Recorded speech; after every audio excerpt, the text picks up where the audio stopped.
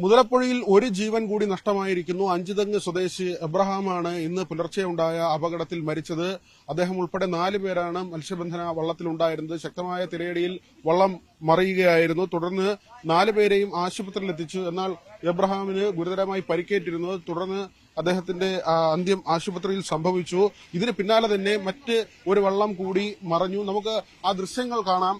ഇപ്പോഴും ശക്തമായ തിരയടിയാണ് ഉള്ളത്. ആദ്യത്തെ അപകടത്തിന് പിന്നാലെ രണ്ടാമതൊരു വള്ളം കൂടി മറഞ്ഞു. അതിൽ ഒരാളെ കാണാതായെങ്കിലും പിന്നീട് തിരച്ചിലിനൊടുവിൽ കണ്ടെത്തി. കോസ്റ്റൽ പോലീസിന്റെ ബോട്ട് ഇപ്പോഴും ഇവിടെ തന്നെ സ്ഥിതി ചെയ്യുന്നുണ്ട്. മാത്രമല്ല കഴിഞ്ഞ ദിവസം മഴയ്ക്കൊരു ശമനമുണ്ടായതോടുകൂടിയാണ് മത്സ്യത്തൊഴിലാളികൾ മത്സ്യബന്ധനത്തിനായി പുറപ്പെട്ടത്. പക്ഷേ അപ്രതീക്ഷിതമായി വീണ്ടും മഴ ശക്തി പ്രാപിക്കുകയായിരുന്നു. ഇന്നലെ ഈ കടലിൽ പോയ വള്ളങ്ങൾക്ക് ഇപ്പോൾ തിരികെ ഇവിടെ കയറാൻ കഴിയാത്ത സാഹചര്യമാണ്.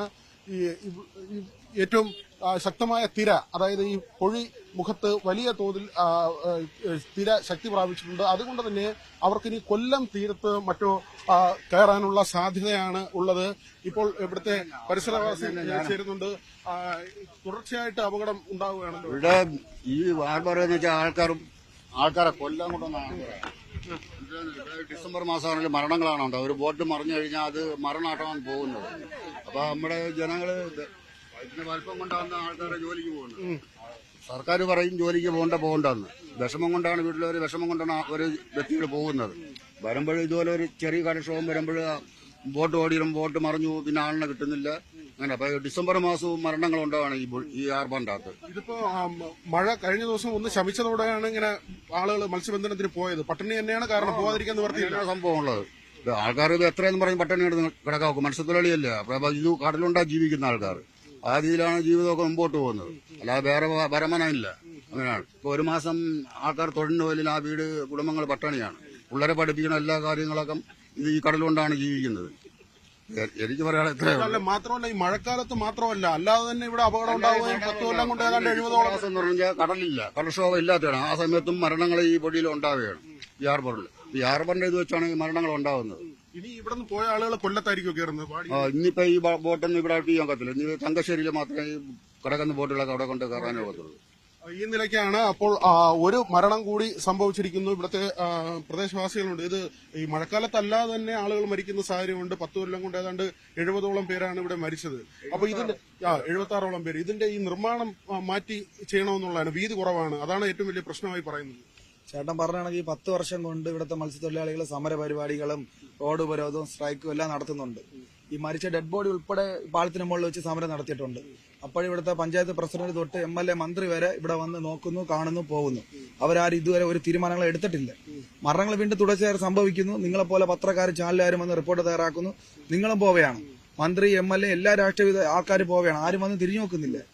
ഒരാഴ്ചയ്ക്ക് മുമ്പ് ഇവിടെ എല്ലാവർക്കും പറഞ്ഞായിരുന്നു ഇവിടെ അപകടങ്ങൾ ഉണ്ടാവും, വീണ്ടും മരണസംഖ്യ കൂടും, ഉടനടി ഇതിലൊരു പരിഹാരം ഉണ്ടാക്കണമെന്ന് പറഞ്ഞു. അതുകൊണ്ട് വിഴിഞ്ഞം അദാനിക്ക് കല്ല് കൊണ്ടുപോകാൻ വേണ്ടിയുള്ള ലൈവ് അങ്ങോട്ട് കാണിച്ചു കൊടുക്കും. ആ മണ്ണ് വീണ് മൂടി കിടക്കുകയാണ്. ആ മണ്ണ് കാരണം ഞങ്ങൾക്ക് സുരക്ഷിതമായിട്ട് പണിക്കുവാൻ പറ്റുന്നില്ല. അവർ ഞങ്ങളുടെ പുലിമുട്ട് പൊളിച്ച് അവരവരുടെ കല്ല് കൊണ്ടുപോകാൻ വേണ്ടി ചെയ്തപ്പോൾ ഞങ്ങൾക്ക് പണിക്കുവാൻ പറ്റാത്ത സാഹചര്യമായി. കടൽ വന്ന് ആഞ്ഞടിച്ചിരിക്കുന്നു. ഇന്ന് ഒരാളിനെ 7 മണിക്ക് രാവിലെ ഞാൻ ഇവിടെ വന്നു. പാലത്തിന് മുകളിൽ വന്നപ്പോഴത്തേക്കും അവിടെ ഒരു വള്ളം കമ്മന്ന് ഒരാൾ മറിഞ്ഞു കിടക്കുന്ന ആളിനെ രക്ഷപ്പെടുത്താൻ വേണ്ടി ഞാൻ എന്റെ കാറിലാണ് ആളിനെയും കൊണ്ടുപോയത്. പക്ഷെ ആളിനെ രക്ഷപ്പെടുത്താൻ പറ്റിയില്ല, ആള് മരിച്ചുപോയി. കാരണം ഒരു ജീവൻ രക്ഷപ്പെടുത്താൻ വേണ്ടിയിട്ടാണ് നമ്മൾ ഇത്രയും സ്പീഡിന് വണ്ടി ഓടിച്ച് കൊണ്ടുപോയത്. പക്ഷെ രക്ഷപ്പെടുത്താൻ പറ്റാത്ത വിഷമത്തിലാണ് ഇവിടെ എന്താണ് അവസ്ഥയെ നോക്കാൻ വേണ്ടി വന്നത്. ഇതുപോലെ വീണ്ടും മരണങ്ങൾ സംഭവിക്കും. ഡിപ്പാർട്ട്മെന്റിന്റെ ഭാഗത്ത് നമ്മൾ പറഞ്ഞിട്ടുണ്ട്, ലൈഫ് ഗാർഡുമാരും 2 ആംബുലൻസുകാരും ഇവിടെ എപ്പോഴും വേണം, എപ്പോഴും ഇവിടെ കാര്യപരിപാടികൾ ചെയ്യാൻ വേണ്ടി വേണമെന്ന് പറഞ്ഞിട്ടുണ്ടായിരുന്നു. ഇതുവരെയും ഒരാൾക്കാരെ പോലും കണ്ടില്ല. ഇവിടെ ഒരു വള്ളം കമ്മെന്ന് അറിഞ്ഞ് ഇവിടെ നിന്ന് ആരെങ്കിലും പോലീസ് സ്റ്റേഷനിലോ മറൈൻ ഫോഴ്സിലോ വിളിച്ചു പറയുമ്പോൾ അവർ ഓടി ഇവിടെ വരുന്നതിന് മുമ്പ് ആള് താന്നു പോകും. അപ്പോൾ സ്പോട്ടിൽ മരണം സംഭവിക്കുന്നതിന് മുമ്പ് ഇടിച്ചാൽ ഉടനെ രക്ഷിക്കാൻ വേണ്ടി ലൈഫ് ഗാർഡ്, ലൈഫ് ജാക്കറ്റോ ബോയ് എന്തെങ്കിലും ഇട്ട് അവിടെ നിൽക്കണം.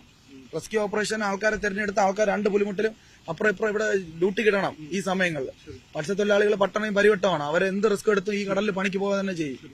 ഈ നിർമ്മാണത്തിന്റെ പ്രശ്നം പല ഘട്ടങ്ങളിലായി പറയുന്നതാണ്. ഇതിന്റെ വീതി കൂട്ടണമെന്നുള്ളത് ഇപ്പോഴും എത്രയോ കോടി രൂപ മുലപ്പൊഴിക്ക് വേണ്ടി അനുവദിച്ചിട്ടുണ്ട്. ഈ കോടികൾ ചെലവാക്കി ഇതാണ്ട് ഒരു മമ്മട്ടി കൊണ്ടിട്ട് മണ്ണ് കോരുന്ന പോലെയാണ് ഈ ഡ്രഡ്ജിംഗ് കപ്പല് 3 മാസം കൊണ്ട് ഇവിടെ നിന്ന് മണ്ണ് കോരുന്നത്.